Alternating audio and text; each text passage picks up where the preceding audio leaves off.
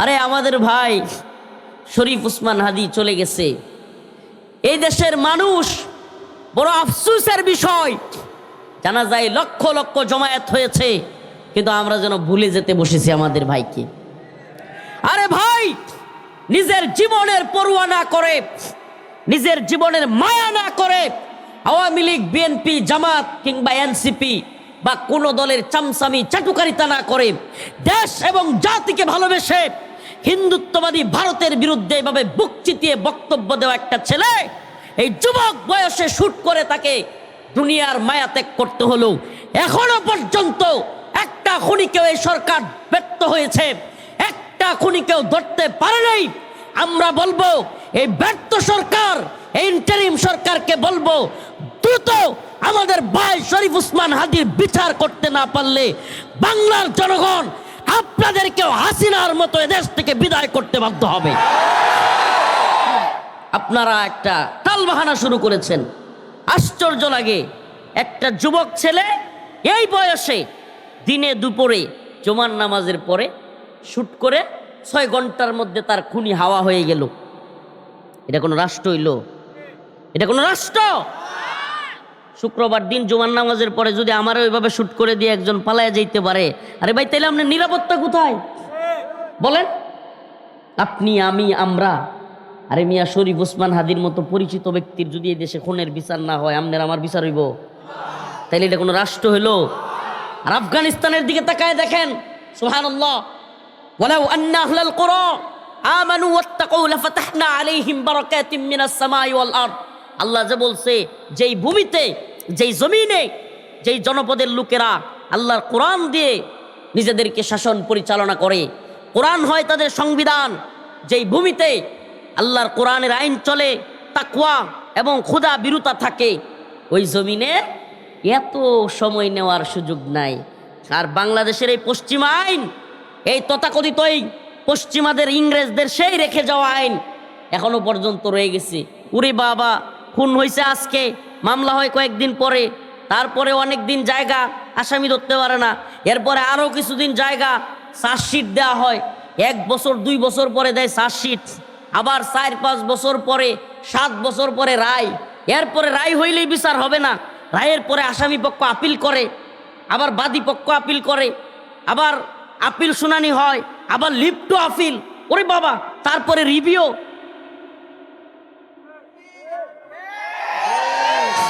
যেই লোকের বাপ মারা গেছে, যেই ছেলের বাবা মারা গেছে, বিচার চাইতে চাইতে হ্যাঁ বুড়ো হয়ে যায়, এরপরও বিচার পায় না। অথচ আফগানের দিকে তাকায় দেখেন, সুবহানাল্লাহ, এক ঘরের বাচ্চা সহ কয়েকজনরে মারছে এক খুনি, সাথে সাথে গভর্নমেন্টের পক্ষ থেকে, সরকারের পক্ষ থেকে, ইসলামিক কাজীর পক্ষ থেকে একটা বিশেষ টিম চলে যাবে, ওই এলাকায় গিয়ে সুষ্ঠু তদন্ত করবে, ব্যাস খুনিকে পাকড়াও করে নিয়ে আসবে, একটা বিশাল বড় স্টেডিয়ামের ভিতরে তার কল্লা ফেলে দেওয়া হবে। আর কেউ খুন করার সাহস পাবে? বলেন, সাহস পাবে? নরসিংদীর কোন খুনিরে যদি এইভাবে প্রকাশ্যে দইরা 5-7 দিনের ভিতরে, 5-7 দিনের ভিতরে খুন করার, কয়দিনের ভিতরে খুন, যত বিচার যত দেরি হয়, এটা আমাদের কথা না, এটা তাদের কথা। Justice denied, justice delayed. সময় যত, বিচারের সময় যত যায়, বিচার তত নাই হয়ে যায়, আলামতগুলো ধ্বংস হয়ে যায়, আলামত পয়চা যায়, পয়চা। খুনের আলামত, অস্ত্র, এগুলা সব পয়সা যায়, নষ্ট হয়ে যায়, এরপরও বিচার হয় না। এটার নাম বিচার নাকি এটাও জুলুম? এটার নাম বিচার নাকি এটাও জুলুম? আবার ইংরেজদের আরেক নিয়ম, ডিসেম্বর মাসে আদালত বন্ধ থাকবে। চিন্তা করছেন? 1 মাস টানা, যারা আইন আদালত জানে এরা জানে, 1 মাস টানা যে বন্ধ রাখলেন, যেই মানুষগুলো তার মা বাবার সাথে সাক্ষাৎ করবে কারাগারে, অন্যায়ভাবে পড়ে আছে, তাদের জামিন কেমনে হবে? এই 1 মাস কোন অপরাধে তাকে এইভাবে আটকে রাখবেন? বিচারকদের ছুটি, নাউজুবিল্লাহ। এই আইনগুলোর ব্যাপারে আঙ্গুল তুলবার সময় কি এখনো আসে নাই? এই ভুয়া আইনগুলো, এই সংবিধানের সামনে আমি শপথ করিতেছি যে এই ভুয়া আইন রক্ষা করবার জন্য আমার যা করতে হয় তা করব। যদি রফিকুল ইসলাম মাদানীদের মতো কেউ এই আইনের বিরুদ্ধে যায়, প্রয়োজনে আমরা তাকে রাষ্ট্রদ্রোহী বলে ফাঁসি দিয়ে দিব। ওরে শয়তানের দল। মানে ওই যে শপথ করে না, এই এই আইনগুলো রক্ষা করবে। এই আইনগুলো এমন ভুয়া আইন, এমন শয়তানি আইন। আরে ভাই, আমার বাবারে আমার বাইরে, আরে আপনার তো কেউ মরে না, আপনি এখন হাসবেন। আপনার ভাই আপনার বাবারে কেউ মাইরা দেখুক, বুঝবেন তখন।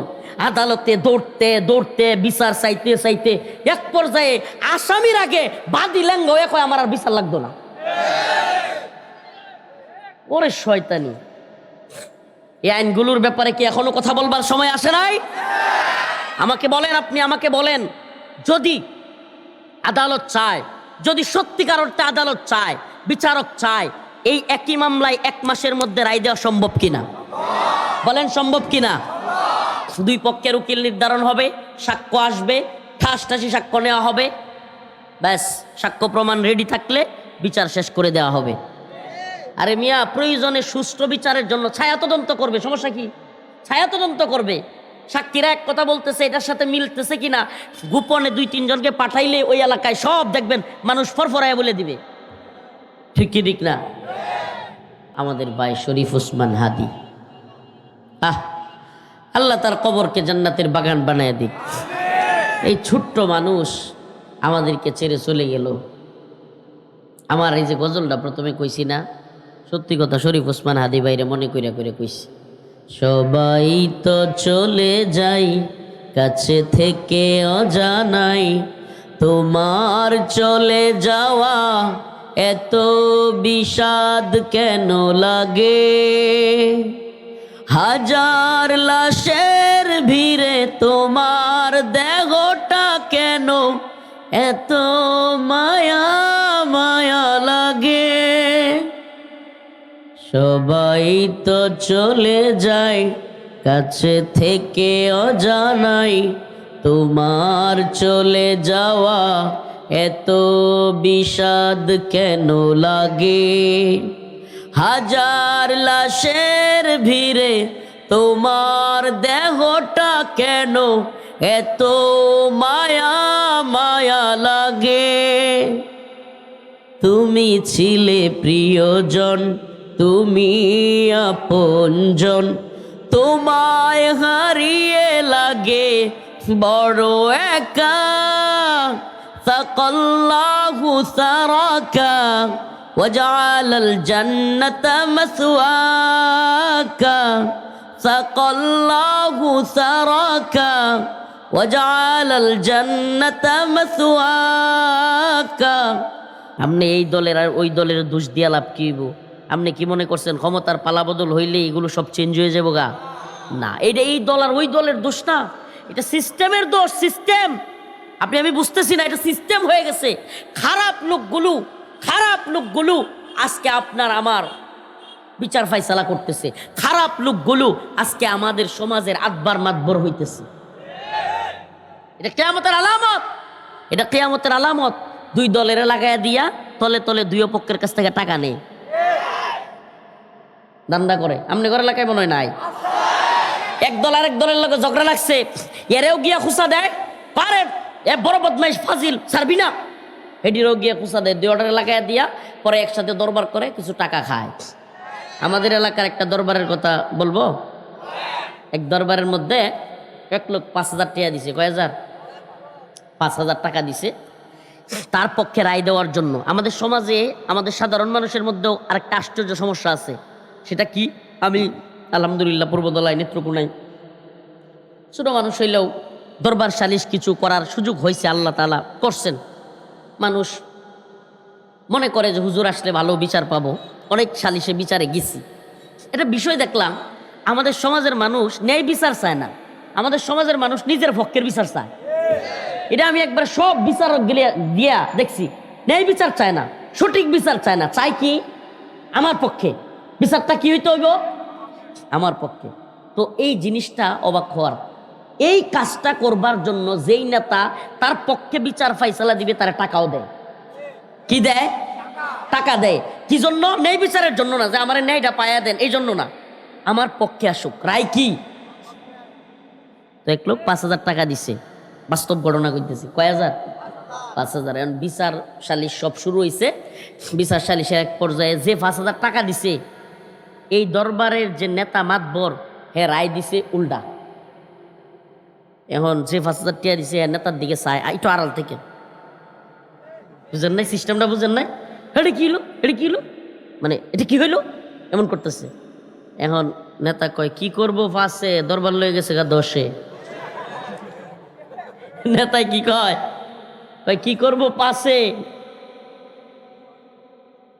দরবার গেছে গা, মানে তুমি তো 5 দিছ, হ্যাঁ মারি দিছে 10, বিচার শেষ। হাসতেছেন। অনেক মাজলুম মানুষ, কত কষ্ট, তার একটু জায়গা রাখছে, এই জায়গাটা জোর করে দখল করে লয়ে যাইতেছে গা, একটু ব্যবসা প্রতিষ্ঠান করতেছে, জোর করে নিয়ে যাইতেছে। এই বিচার পাওয়ার জন্য এই মানুষগুলো যখন এই দরবারীদের পিছনে ঘুরে, এরা এই মাজলুম মানুষগুলোর কাছ থেকে টাকা নিয়েও এদের উপর অবিচার করে, জুলুম করে। আল্লাহ তাআলা এদেরকে হেদায়েত দান করুন। এই ধরনের বিচার সালিশ যারা করবে, আল্লাহ তাআলা তাদেরকে গরম জাহান্নামের নরকের ভিতরে গরম পেরাক দিয়া, পেরাক লোহার পেরাক দিয়া, একেবারে লোহা একেবারে পুড়তে পুড়তে পুড়তে পুড়তে লাল হয়ে যায় না, ওই লাল পেরাক দিয়া একটা কার্টনের ভিতরে ওরে ঢুকাইয়া সব দিক থেকে পেরাক মাইরা ওই রকম আগুনের তক্তা দিয়া পেরাক মাইরা একবারে বাক্সবন্দি করে তারে বইরা রাখা হয়। কি বড় শাস্তি, কি কঠিন শাস্তি। আল্লাহ তাআলা আমাদেরকে এই ধরনের মাতবরি থেকে হেফাজত করুন। আরো জোরে বলেন আমিন।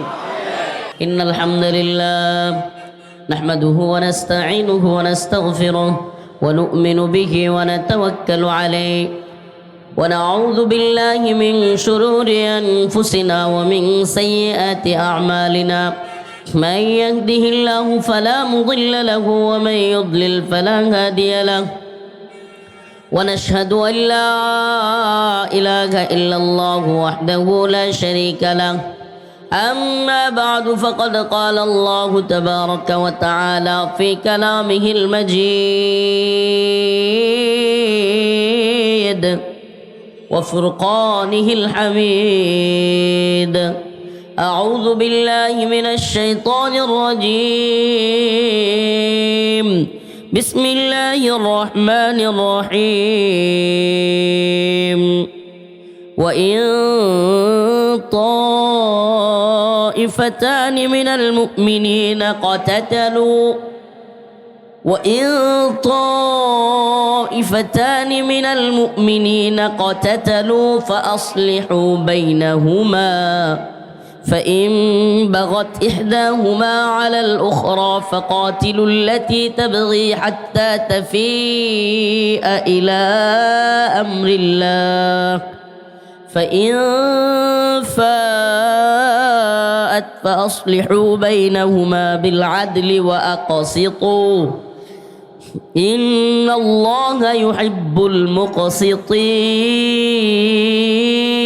المقسطين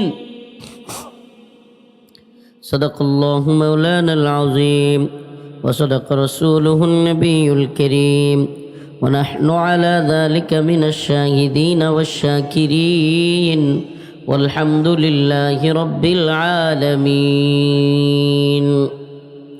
হযরত মাহমুদ আলী মুন্সি রহমতুল্লাহ আলাই হাফিজিয়া মাদ্রাসা ও ইতিমখানার উদ্যোগে আয়োজিত হাফেজ ছাত্রদের পাগড়ি প্রদান উপলক্ষে আজকের এই ওয়াজ ও দোয়া মাহফিলের সম্মানিত উলামায়ে কেরাম, অতিথিবৃন্দ, মুরব্বিয়ান আযম, প্রিয় যুবক ভাইরা, স্নেহের ছোট ভাইরা, পর্দানিশীন শ্রদ্ধেয়া মা ও বোনেরা, প্রিয় ভাইরা, আমার বিশেষ একটা অনুরোধ থাকবে, যারা এখান দিয়ে গাড়ি নিয়ে যাবেন হর্ন না বাজাইলে ভালো হয়, এবং আপনারা যারা আছেন এরাও রাস্তাটা বন্ধ করে দিবেন না।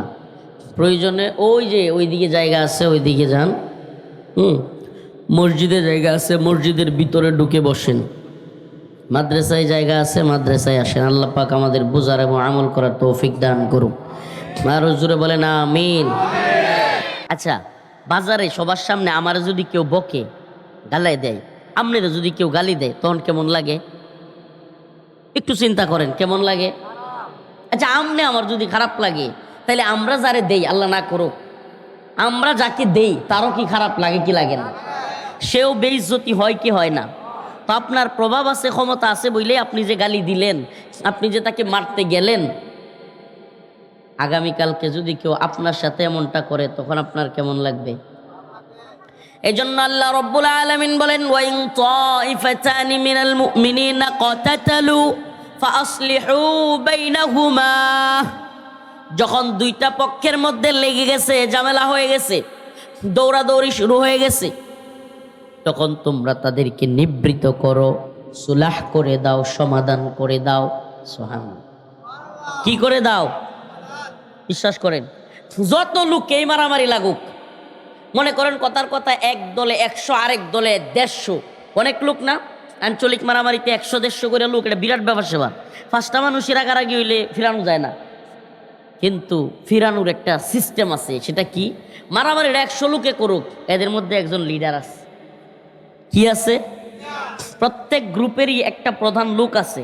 হেরে যদি আপনি সিস্টেমে নিয়ে বুঝাইতে পারেন যে ভাই আচ্ছা যাই হয়েছে না হয়েছে, আমরা বসবো, কথা বলবো, দয়া করিয়া এখন তাদের উপরে মাথায় আঘাত করিয়েন না, তাদেরকে মাইরেন না, এই কথাটা যদি বুঝাইতে পারেন, সুবহানাল্লাহ, তাইলে দুইটা পক্ষকে অন্তর থেকে খাঁটি নিয়ত করে, আবারও বলছি খেয়াল করেন, দুইটা পক্ষ লাইগা যাওয়া অবস্থায় খাঁটি নিয়ত করে অন্তর থেকে কোনো মানুষ চেষ্টা করছে মিলাইয়া দেওয়ার জন্য এবং ঝামেলাটা না হওয়ার জন্য, এবং সে এমন ফয়সালা করছে যাতে কইরা সুন্দর সমাধান হয়ে যায়।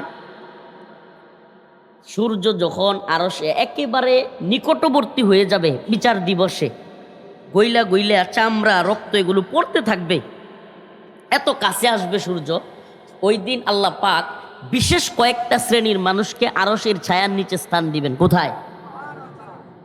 ওই আরশের ছায়ার নিচে যে কয়টা দলের, যে কয়টা ক্যাটাগরির লোককে আল্লাহ জায়গা দিবেন, এর একটা হলো ওই বিচারক যে কিনা দুইটা বিবাদমান পক্ষকে একসাথে করে মিলাইয়া দিছে। চিন্তা করছেন? আর আমাদের অবস্থা কি? কি আর মিলাইয়া দিব? হেডি রেখে উস্কানি দে, তোরা তো কাইলে তুই দাস না মাজা কয় কি কয় না, কানাকানি গিয়া কয় তোরা তো গাইলে থুইতেছে না, কয় তোরা বলি কিছুই করতে পারতি না। এরকম কিছু লোক আছে, কয় তোরা কিছুই করতে পারতি না বলি, তোরা নিজে কিছু আগলা তাহে, হ্যাঁ আমি কিছু করতাম না মানে এখনই কে খুব মারবাম, আমি পারতাম না মানে আমার সিনে। এই যে একটু খোঁচা দিয়ে দিল, বিশ্বাস করেন এই টোটাল মারামারিটার পিছনে ওই লোকটার দায় কম না বেশি? একটু খোঁচা দিয়ে দিল। তো বলতেছিলাম, সাঈদ ইবনে জুবাইর রাদিয়াল্লাহু আনহু বলেন যে আউস এবং খাজরাজ গোত্রের মধ্যে দ্বন্দ্ব লাগছে, বড় একটা ঝগড়া লাগছে। ঝগড়ার বিষয়বস্তু হলো খেজুর গাছের ডালপালা কাটা। কি কাটা? আল্লাহ রসুলের জামানায়ও দেখা যায় খেজুর গাছের ডালপালা কাটা লইয়া ঝগড়া হইতো, এই জামানায় হইব। দেখেন আমরা যত দরবার করি, যত ওয়াজ নসিহত করি, যত মানুষরে বুঝাই, যা কিছুই করি, টোটালি আপনি ঝগড়া ফাসাদ সমাজ থেকে নির্মূল করতে পারবেন না। এটা মানুষের ফিতরা, মানুষ ক্ষুব্ধ হয়, রাগান্বিত হয় এবং লাগবেই। কিন্তু মানুষের মধ্যে লাগলে আমাদের করণীয়টা কি? একটা 3টা জিনিসের বিষয়ে বলি আপনাদেরকে। 3টা জিনিস আপনি যদি ভালো কাজে ইউজ না করেন, সুন্দরভাবে ব্যবহার না করেন, এগুলা খারাপভাবে হইলেও ব্যবহৃত হবেই। আমি মনে হয় বুঝাইতে পারিনি। মানে 3টা জিনিস এমন আছে যেগুলো আপনি যদি বৈধ পথে, মানে আল্লাহ পাক যেই পথ দিয়েছে এই পথে ইউজ না করেন, তাইলে এগুলো যে কোনো পথে গিয়া কাজে লাগবেই। এর একটা হলো ক্ষুধা। এটা কি? পেটের ক্ষুধা। মনে করেন কোনো ব্যক্তি সকালে খাইতে পারে নাই, দুপুরেও খাইতে পারে নাই, রাতেও খাইতে পারে নাই, এই লোক 3 বেলা না খাওয়ার পরে এই দিন সারা রাত চলে গেলে পরের দিন সকালে চুরি করে হইলেও খাইব। বৈধ পথে না খাইতে পারলে সে অবৈধ পথেও কি করবে? সেম ভাবে। নাম্বার 2, যৌন চাহিদা। এটা একটা বিরাট ফ্যাক্ট। এটাকে অনেক সালাফগণ, অনেক বড়রা বলছেন যে এটাও এক ধরনের ক্ষুধা। আল্লাহ পক্ষ থেকে মানুষের যেমন পেটের ক্ষুধা লাগে, তেমনিভাবে খাওয়ার পরে বা বালেগ হওয়ার পরে শাহওয়াতের এক ধরনের ক্ষুধা আছে, যেটা প্রত্যেক নর এবং নারীর জন্য আল্লাহ প্রদত্তভাবে ফিক্সড করা। আল্লাহ তাআলা এটা প্রত্যেক পুরুষ এবং নারীর ভিতরে এই চাহিদা দিয়ে দিছেন। এটাও যদি বৈধভাবে ব্যবহার না করেন, বৈধভাবে কি, ফানকিহু মা তাবা লাকুম মিনান নিসা মাসনা ওয়া সুলাসা ওয়া রুবা, তোমাদের মেয়েদের থেকে যাদেরকে পছন্দ হয় মহিলাদের থেকে তোমরা বিয়ে করো, একটা, দুইটা, তিনটা, চারটা পর্যন্ত। তো এই যে আল্লাহ পাক রব্বুল আলামিন বৈধ পন্থায় বিয়ের কথা বলেছেন, যদি আমাদের সমাজে বিয়েকে আমরা সহজ না করি, বিয়েকে আমরা স্বাভাবিক না করি এবং যুবকদেরকে যুবতীদেরকে দ্রুত বিয়ে না দেই, তাইলে এই যুবক যুবতীরা অবৈধ পথে হইলেও নাউজুবিল্লাহ খারাপ পথে গিয়া হইলেও মেলামেশা করবেই। এটা হলো বাস্তবতা। আপনার একটা উদাহরণ দেখাই। আমি জানি না নরসিংদীর মানুষ ধান ক্ষেত বা ক্ষেত চাষ করে কিনা, চাষাবাদ করেন আপনারা? চাষাবাদ করতে গেলে জমিনের মধ্যে পানি দিতে হয়। কি দিতে হয়? এই চাষের ক্ষেতে যখন পানি যায়, এটা একটা ড্রেন বলে, ড্রেন। এই ড্রেন দিয়ে যখন পানি যায়, এই ড্রেন যেই ক্ষেতে পানি যাচ্ছে নর্মাল স্রোতে যায়, যায় কি যায় না? কিন্তু যদি কোথাও বাদ দিয়ে দেওয়া হয়, আটকে দেওয়া হয়, পরে এটা কি হয়? কি হয়? হ্যাঁ, ফুইলা যায়। তখন এটা যে কোনো দিকে যায় খালি। আপনারা বুঝাইতাম পারছি? বৈধ পন্থায় যদি যুবক যুবতীদের বিয়ের ব্যবস্থা না করা হয়, তাইলে এই যে স্রোত, এটা কিন্তু বন্ধ থাকতো না।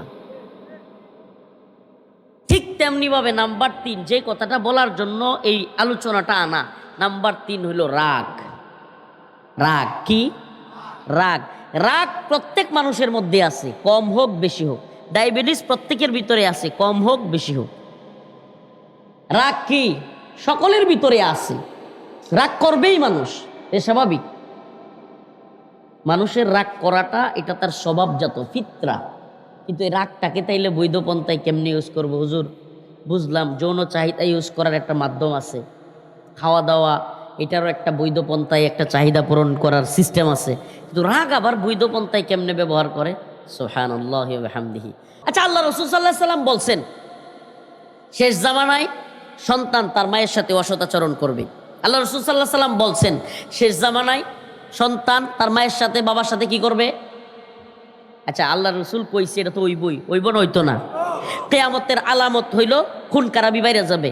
তাইলে কিয়ামত যেহেতু হবে, এগুলো হবে না হবে না? আচ্ছা, তাইলে আপনি ঘরে একটা প্রশ্ন, তাইলে রসুল কেন বইলা গেল? এগুলো বইলা গেছে এই জন্য যেন আমি আপনি এগুলো না করি। সুবহানাল্লাহ। রসুল বলার কারণ কি? আমি আপনি যেন আমার মা বাবার সাথে খারাপ আচরণ না করি। তাইলে বোঝা যাবে কিয়ামতের আগে খারাপ লোকগুলোর তালিকায় আমিও চলে গেছি। আমি আপনি যেন অন্য ভাইকে খুন না করি, আমি আপনি যেন জিনা না করি। কিয়ামতের আগে জিনা বেবিচার বাইরে যাবে, বেপরদা বাইরে যাবে, পরকিয়া বাইরে যাবে। পরকিয়া বাড়ছে না বাড়ে নাই?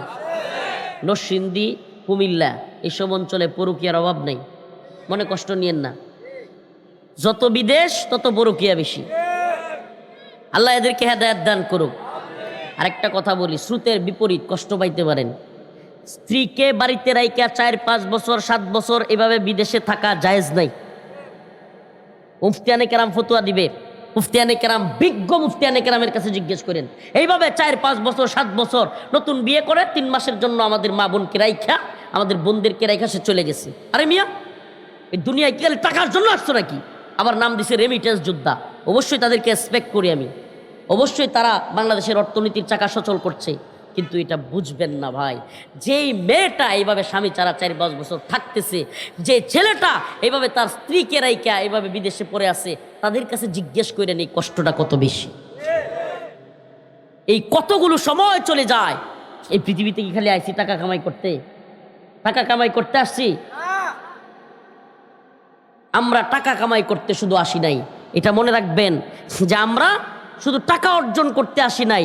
এই দুনিয়ায় অবশ্যই অবশ্যই আমাদেরকে স্ত্রীর হক, স্বামীর হক, ভাইয়ের হক, বোনের হক, প্রত্যেকটা হকের ব্যাপারে যত্নবান হতে হবে। যত্নবান হইতে হবে কি হবে না? অবশ্যই অবশ্যই আমাদেরকে টাকা অর্জন করতে হবে, কিন্তু সেটা হালাল পথে। হালাল পথ অবশ্যই আপনি আপনার সন্তানকে বিদেশ পাঠাইতে পারেন না এমন না। টাকা অর্জন করতে হবে, কিন্তু সেটা যেন হয় অবশ্যই অবশ্যই তার স্ত্রীকে সাথে দিয়া, এমনকি প্রয়োজনে বিবাহটা পরে করাবেন। এটা করতে যাবেন না। এই মা এবং এই বোনের কষ্টের কোনো শেষ থাকে না। আমরা অনেক এমন গল্প পেয়েছি, দিন শেষে এই সংসারগুলো টিকে না, এই সংসারগুলোতে শুধু অশান্তি তৈরি হয়ে যায়। আল্লাহ তাআলা আমাদেরকে বুঝার এবং আমল করার তৌফিক দান করুন। আমাদের সমাজে যখন পরকীয়া বেড়ে যাবে, আপনি বলেন যেই সমাজে পরকীয়া বেড়ে গেল, যেই ঘরে পরকীয়া হইল, এই ঘরটা তো নষ্ট হয়েছেই, এবং যেই ঘরের ছেলের সাথে হয়েছে ওই ঘরটাও কি নষ্ট, এবং অবৈধ ব্যভিচার জিনার কারণে অবৈধ সন্তান তৈরি হয়। আচ্ছা বলেন, মুসলমানের সন্তান যদি নাউজুবিল্লাহ এইভাবে অবৈধ সন্তান তৈরি হইতে থাকে, ওই সমাজ কি ইসলামের সমাজ হবে? ওই অবৈধ জারজ সন্তানদেরকে দিয়া, অবৈধ সন্তানদেরকে দিয়া কি ইসলামিক সমাজ তৈরি করা আমাদের জন্য সম্ভব? নামাজি সমাজ তৈরি করা সম্ভব? ইনসাফের সমাজ তৈরি করা সম্ভব? অবশ্যই সম্ভব না। আমাদেরকে যদি ইনসাফের সমাজ তৈরি করতে হয়, কোরআনের সমাজ তৈরি করতে হয়, অবশ্যই অবশ্যই সব কিছু একটা সিস্টেমিক আসতে হবে। কোরআনের সেই সিস্টেম হলো, ইসলামী শরিয়ার সেই সিস্টেম হলো, আপনি হালাল রিজিকের তালাশ করবেন, কিন্তু অবশ্যই আপনার স্ত্রীর হক আদায় করে, অবশ্যই আপনার মায়ের হক আদায় করে, অবশ্যই আপনার বাবার হক আদায় করে। এই যে শীতের দিন, এই কঠিন এক শীতের সময়, আমরা কয়জন আমাদের বাবা মা বৃদ্ধা দাদা দাদির খবর নেই? বলেন কয়জন নেই? নিতে পারি? অনেকেই নেই না। আরে ভাই, আপনি যে আজকে আপনার বৃদ্ধা মা বাবার খোঁজ খবর নিচ্ছেন না, আগামীকালকে আপনার খোঁজ খবর নিবে না আপনার সন্তান। এই যে এত শীত, অনেক মুরব্বী বাবারা আছে, মারা আছে, 60-70 বছর বয়স হয়ে গেছে, এখন কম্বল খেতা এগুলো গায়ে দিলেও কি হয় না, গরম হয় না শরীর। এই অবস্থায় আপনি একদিন গিয়ে একটা কম্বল নিয়ে যদি সালাম দেন, কম্বলটা নিয়ে যদি একটু পড়াইয়া দেন, একটু মারে যদি একটু তেল দিয়ে দেন মাথায়, সুবহানাল্লাহ, এত খুশি হবে আপনার জন্য, ব্যাপক খুশি হবে, আপনার জন্য অন্তর থেকে দোয়া করবে। সুবহানাল্লাহ।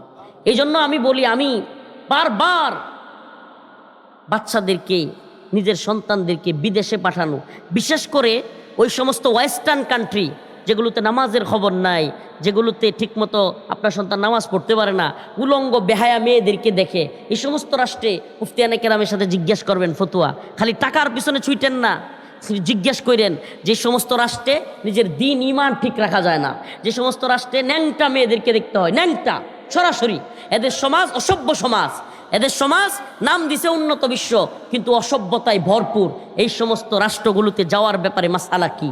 এই সমস্ত রাষ্ট্রগুলোতে আমরা যাব কেন? একমাত্র দ্বীনের কাজে কিংবা ব্যবসায়িক কাজে ছাড়া, এদেরকে দাওয়াত দেওয়ার কাজে ছাড়া আসলে যাওয়া যাবে কিনা, এগুলা নিয়ে আমি অনুৎসাহিত করি, বারবার অনুৎসাহিত করি। যারা ভিকটিম হয়েছে, যাদের পরিবারে এই সমস্যাগুলো হয়েছে, এরা বলতে পারবে এটার কষ্ট কত বেশি। আসসালামু আলাইকুম ওয়া রাহমাতুল্লাহি ওয়া বারাকাতুহু। আপনারা ভালো আছেন? আসলে আলহামদুলিল্লাহ ভালো।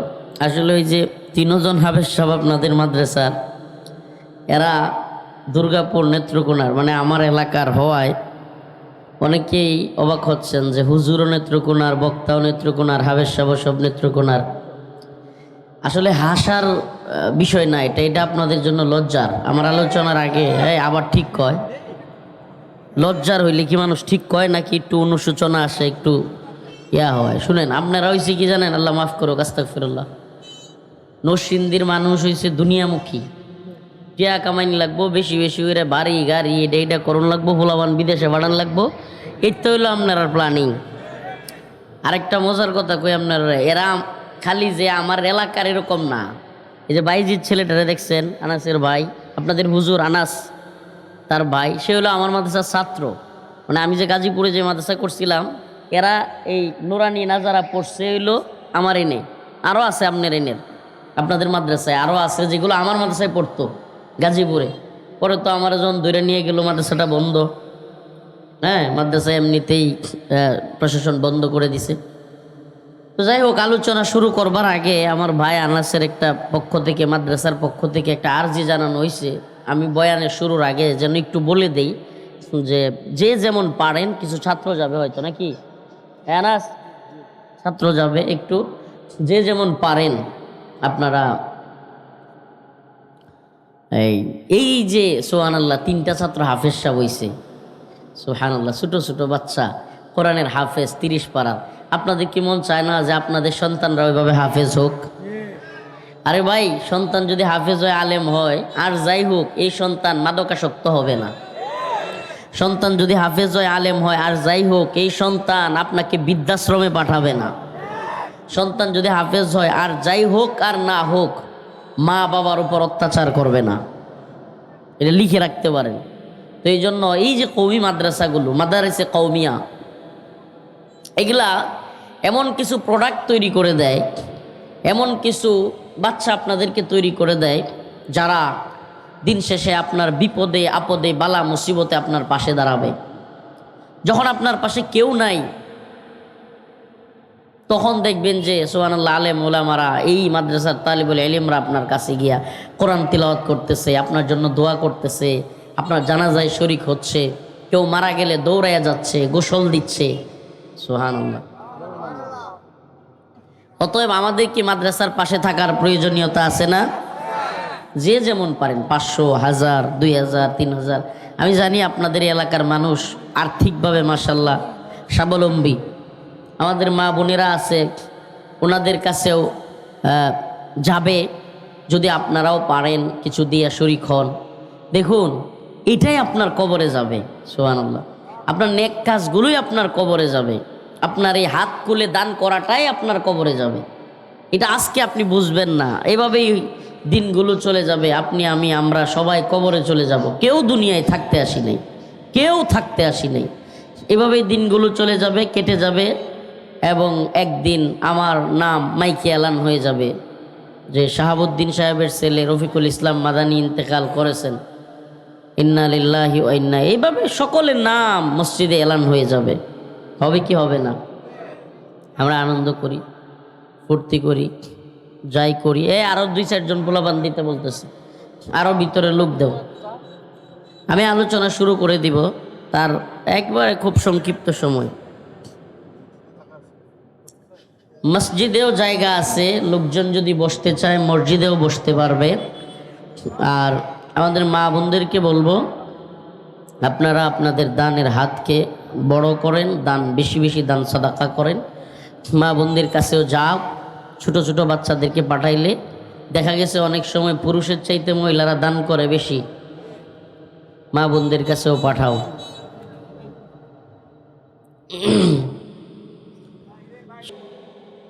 যাক, শেষ হয়েছে না? এই রুমালগুলো মঞ্চের দিকে নিয়ে আসবা, তবে শর্ত হইলো এখন গুনাগুনি চলবে না, সবগুলোর একটা প্যাকেটিং করে রাখা দেওয়া দাও। আলোচনার শেষে আমার সংক্ষিপ্ত সময় খুব পিরাপিরি করে আনাস এই কাজটা করছে, মাইকে বলে ফেলতে চাইছিল, বলে ফেললে ঝামেলা। অনেক মানুষ শত শত দিন অপেক্ষা করে একটা প্রোগ্রাম পায় না, তখন যখন মানুষ শুনবে যে হুজুরে সহজে পায়া গেছে একজন, তারা মনে কষ্ট পাবে, এই জন্য ওরে থামাই দিছি।